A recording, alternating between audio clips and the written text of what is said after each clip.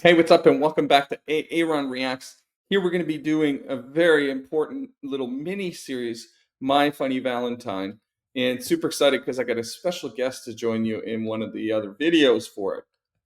But now we're going to start off with a little bit of an introduction. And if you've followed me or seen some of these before, yes, it is a little bit wordy. The very first one of these I do, but it can come into play as we look back and compare and so forth. And I think it's important, especially if we're going to be dedicating, a little bit of bandwidth to, something an artist did for some period of time to kind of understand the gist of that. So let's do that. And so My Funny Valentine is one of the most iconic jazz standards, right? Ultimately, if a jazz artist is asked to perform My Funny Valentine and doesn't know it, that's a problem, right? It's one of those that is so well known and is so well performed, and it takes so many twists and turns in terms of its composition and how people interpret it. But let's look at where it came from. So it started in 1937 from the Babes in Arms musical, Rodgers and Hart, and it is one of their most famous collaborations. And not only for standards like My Funny Valentine, but also The Lady is a Tramp, where when some of these big ones that folks are very familiar with that are played a lot. And so yeah, I mean, it's centered around a group of teenagers who, kind of vaudevilling parents have left them standing behind the tour, to tour the country in search of work. And the teenagers decide to put on a show to avoid being sent to a work farm. And so that's kind of the gist, the backdrop of it. Now, My Funny Valentine, as I mentioned, has been performed so much. Most notable perhaps are Chet Baker, Frank Sinatra, and Ella Fitzgerald. And we'll look to all of these as well as many, many others, depending on what we hear and see from Angelina. All right, so we see, there's the original performance. There's, Miles Davis with an instrumental, which was very influential. Bill Evans, piano, and Sarah Vaughan had a nice version. Tony Bennett, Barbara Streisand, Elvis Costello, Diana Krall, Bobby Darin, Chaka Khan, Chris Botti, Jacob Collier. So there's quite a few versions of this. And so what not only this has been around for a while, but what makes My Funny Valentine what's the appeal of it, right? For one, the lyrics are fun. It kind of talks about this bittersweet, poignant portrayal of love, where there's a person that is less than perfect, but they still love them anyway, right? And it has a lot of emotional depth, especially in the melody. And so it's a slower tempo, minor key, but it switches to the major for the bridge, which is the relative major of the key. So it feels natural, but it does give you a little bit of a switch. And it's really got some sophisticated chord changes, chord progressions, which makes it, perfect for jazz, where people can interpret it in so many different ways. And you hear that.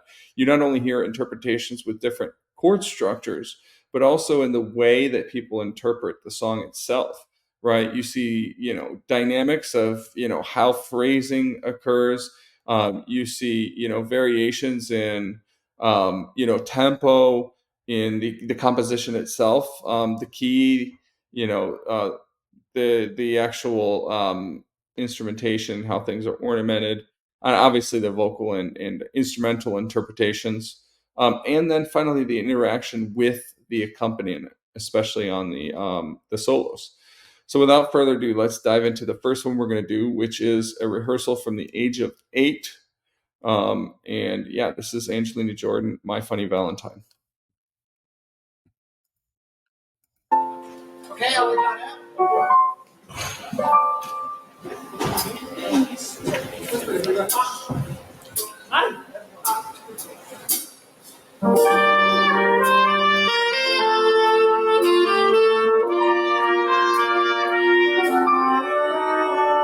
Behold the way I find there's a friend is very virtues of forever.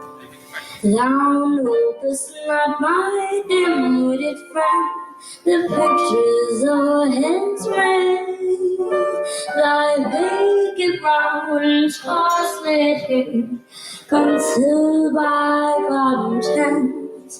Thou noble of my true truth and sin, and slightly don't begin your mind.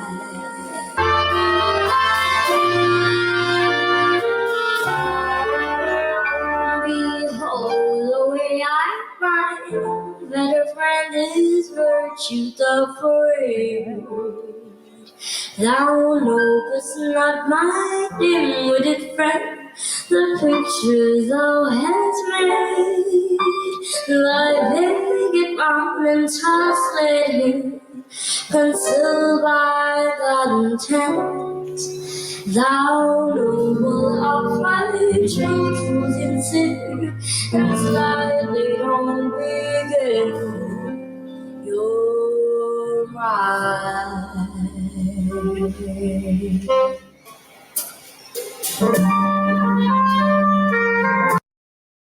Okay, so let's pause here. So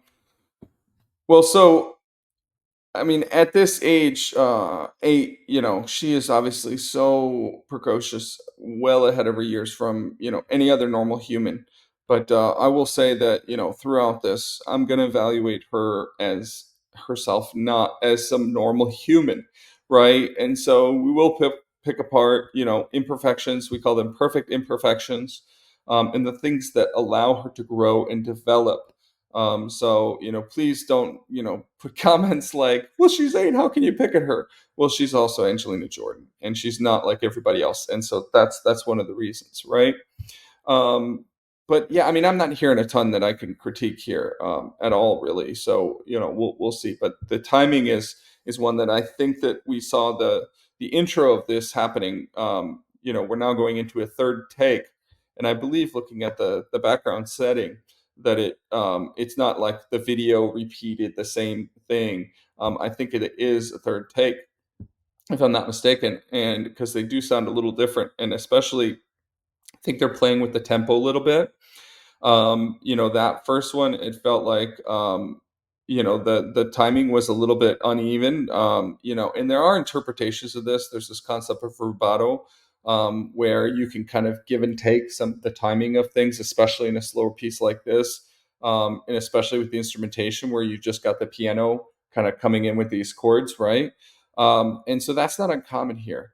But it did feel like they're not really they're not really finding themselves. And I think that second take was a little bit slower, if I'm not mistaken.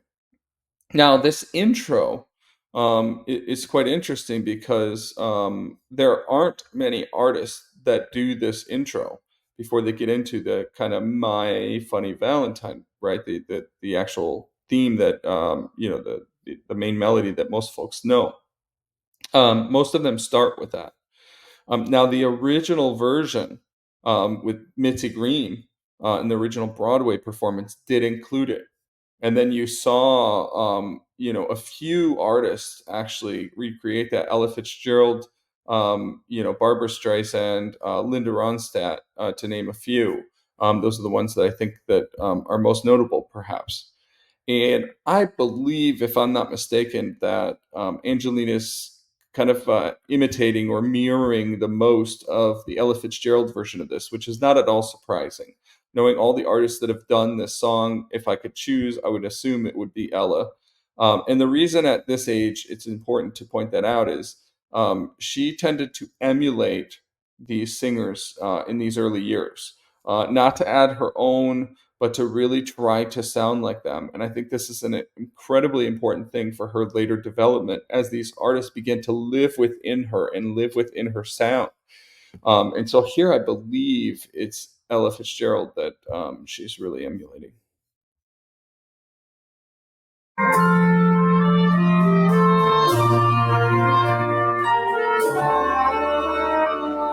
Behold the way I find that a friend is virtue of forever.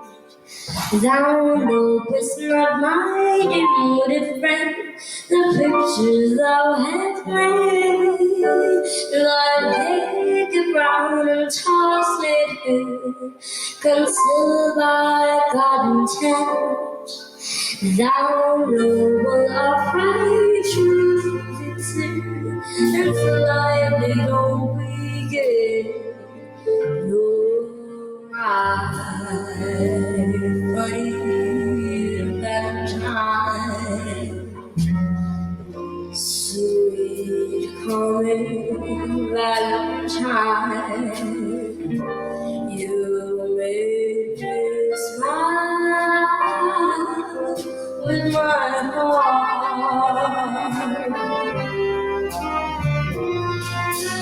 Your looks are unforgettable.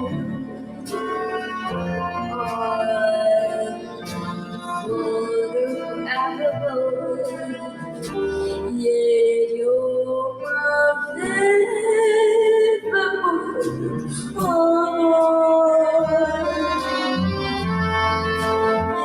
Is your figure still angry? Is your wild little wings? Oh, when you open it to speak, are you smart?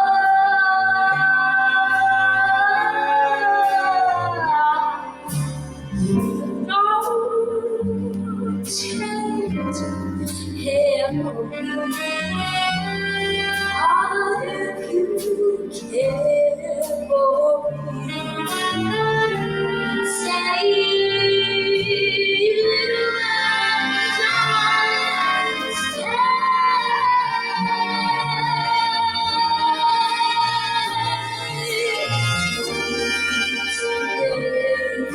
is my time.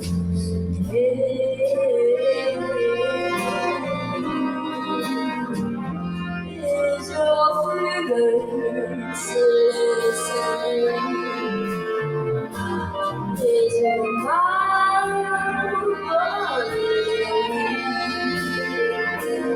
when you open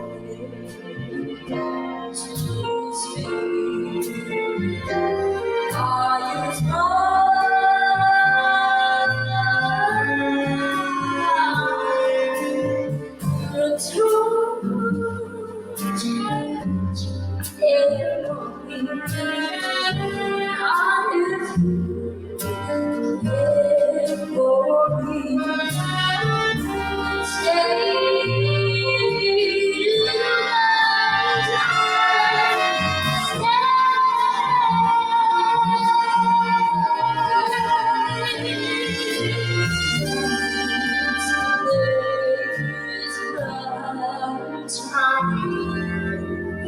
The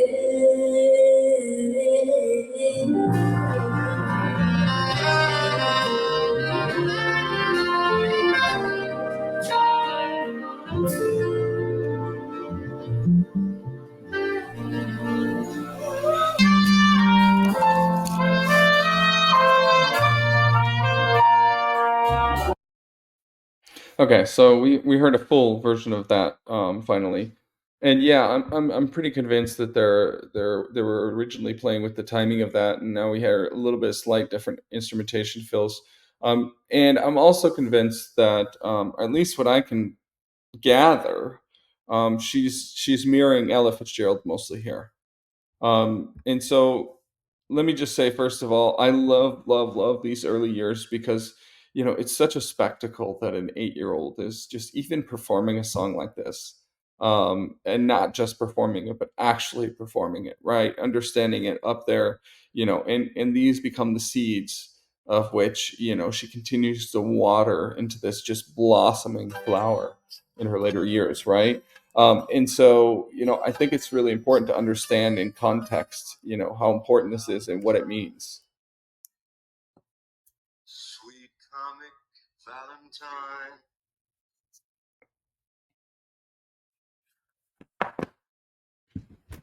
Let's start that over because it was playing in the background. Yeah, so this is I love these earlier years, right? When she's, 8, 9, not even really even 10.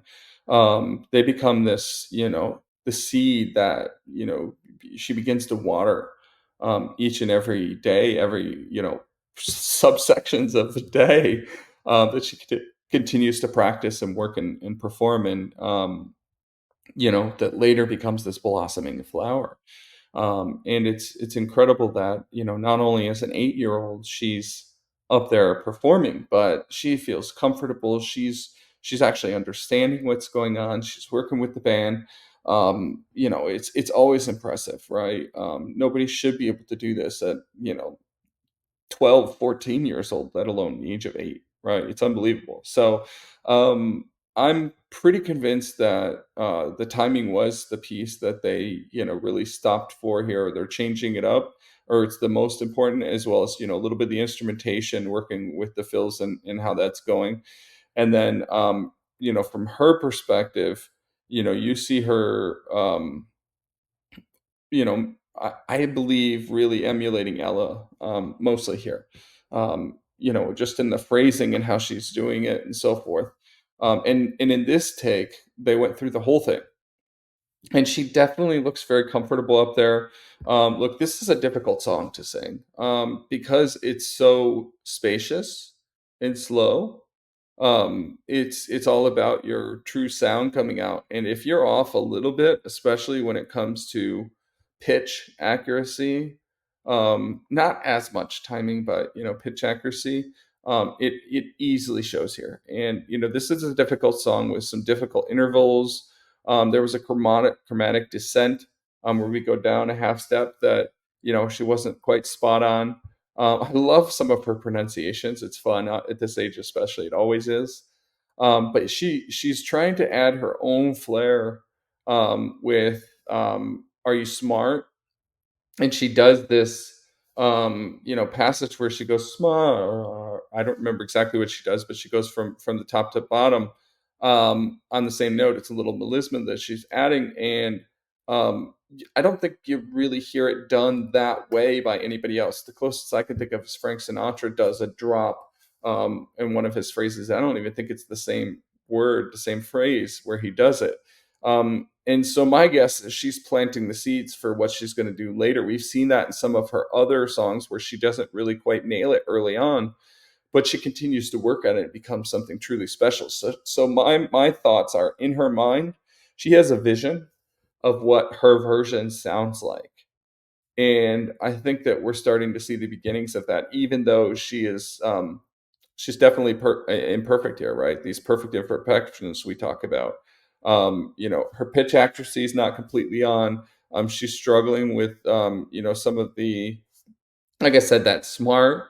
When she belted "Stay," it was a little bit uneven and again imperfect. And then it's natural, of course, she develops it, but at this age she doesn't quite have the mic technique. So she was right into the mic when she said that, and you heard a little bit of audio clipping on that.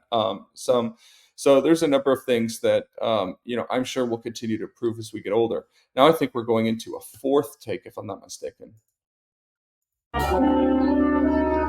Behold the way I cry with a friend is virtue the parade.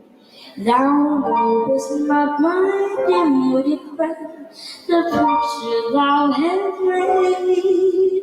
Thy vacant front hast led here, until by thy intent. Now noble art I should consider, gladly obey your right. Valentine, sweet Valentine, you make me smile with my I think that was better that heart. time. Smile. You're the sovereign and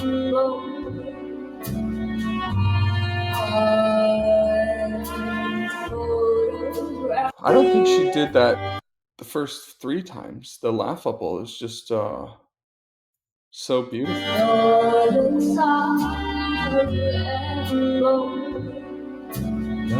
Laughable.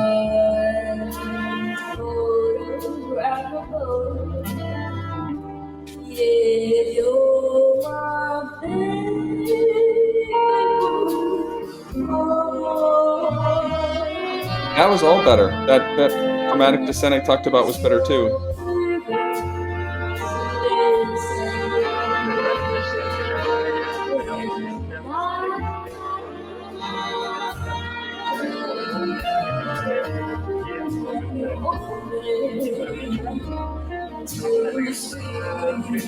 You can tell she's getting more comfortable.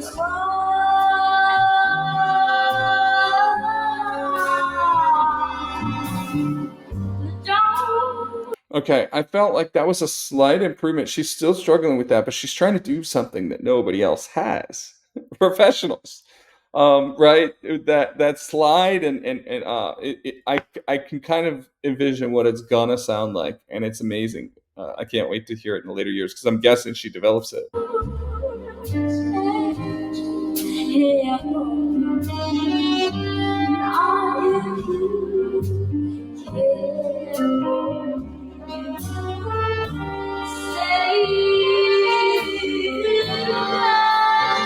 Yeah.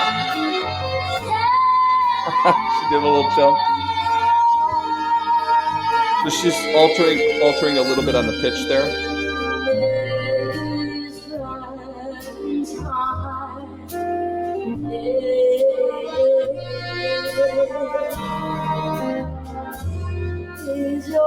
She faltered on the stay quite a bit, but I feel like that was deliberate. Like she's trying to go up and down, but it wasn't as controlled as she would have liked. So I think we might see some later development with that as well.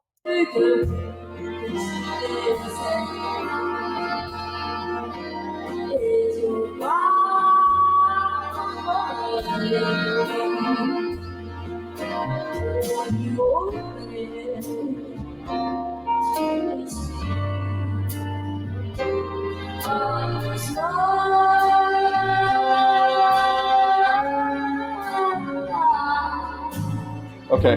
Yeah, she's doing the same thing every time there.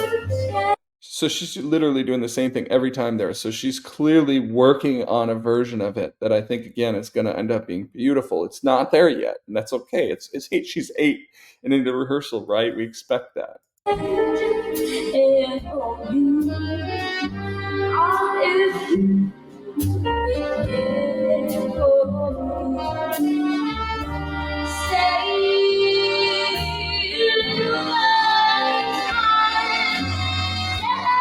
Yes.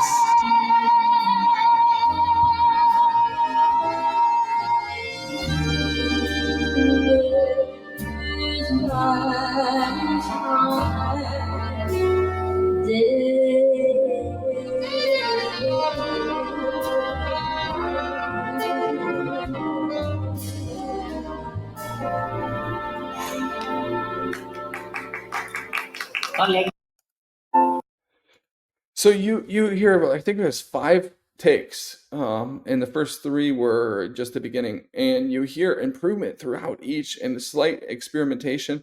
I love that stay where she jumps. She did it again the second full performance, and this time she got more engaged with it, even gave more of a commitment to it. Now she did crack her voice a little bit, but who cares? A, it's a rehearsal, and B, that's how she develops and grows.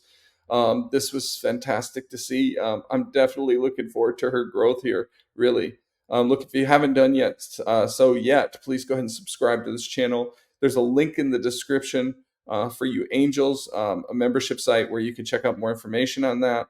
I definitely look forward to the next one. I hope you go ahead and stay around and check that out as I release it, at least, depending on when you get this. And we will see you in the next one, though. Thank you.